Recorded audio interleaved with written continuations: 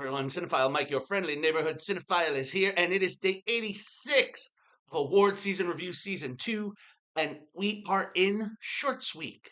Hopefully, everybody enjoyed the documentaries, and today we are on to the live action films. Quick reminder, sorry, no box office reporting this week because we don't usually get that information for each of the shorts. So, here we go. First up, The After.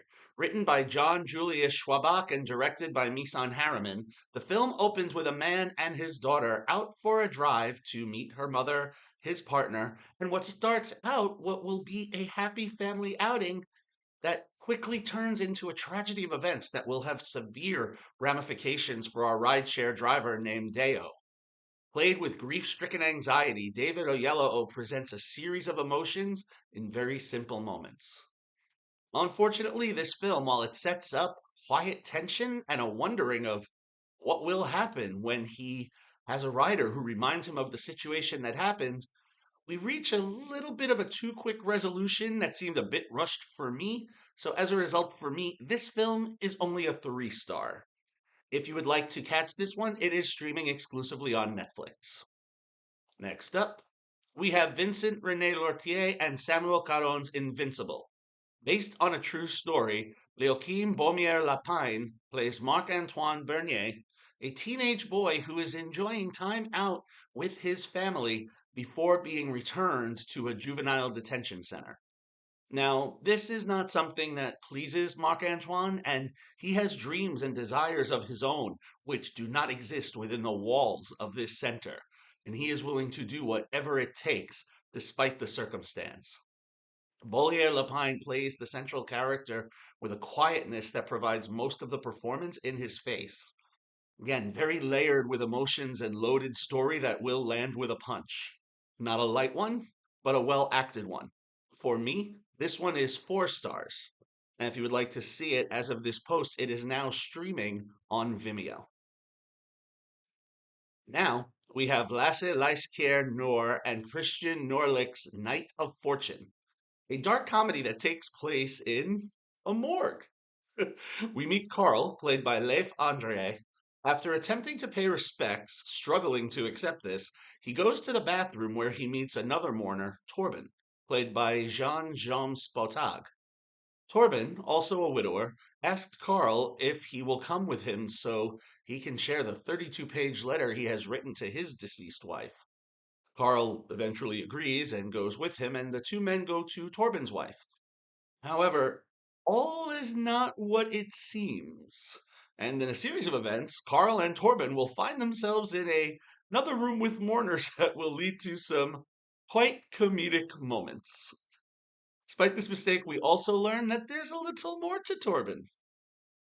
The cast does well with the comic timing, and this one was another 4 star film for me.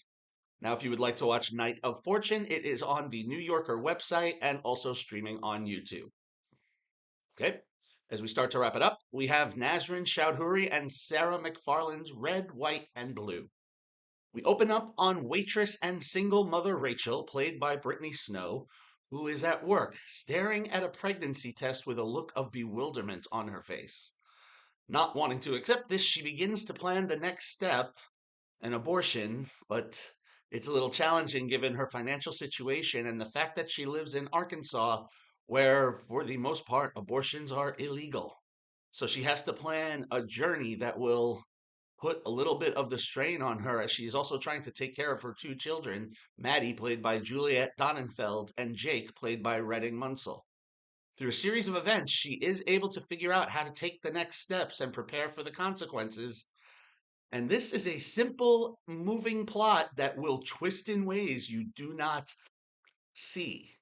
And it will end a bit abruptly and will definitely leave you pondering this one after a watch. This one, again, a 4 star film for me. If you would like to see Red, White, and Blue, unfortunately now it is not streaming anywhere as of this post, but it is part of the collection of shorts, which I will talk about momentarily. And now finally, we have Wes Anderson and Stephen Rales's The Wonderful Story of Henry Sugar. A star-studded cast including Benedict Cumberbatch as our star Henry, a man who has acquired great wealth from an inheritance that supports his gambling. which also leads him to more success. Now, one day, based on a book he finds and other series of events that I will leave out to avoid spoilers, Henry will travel the world and visit other places as he goes along a journey of self discovery. Along the way, he will meet a cast of colorful characters that will impact him, played by Dev Patel, Ben Kingsley, and Richard Ayoade. Once Henry finished his story, which winds to our ending, we learn about his story being written by Roald Dahl himself, played with great gusto by Ray Fiennes. A joyous delight in color and candy-colored Fantasia, Anderson fans will definitely be pleased. This one is a 5-star short of the batch for me. Now, if you would like to catch it, The Wonderful Story of Henry Sugar is streaming exclusively on Netflix. So, there we have it. No overall ratings, each film gets their own. Now, 4 of the 5 shorts are streaming, and if you would like to see all 5, you can check your local Showtime screenings listing at movie theaters, because many theaters are starting to show from Shorts TV the short collections where you can see the nominated live action, animated, and documentary shorts in your local theater. So, there it is. Tomorrow I will be looking at some of the highly commended live action shorts. As always, if you like what you heard here, please subscribe to the channel.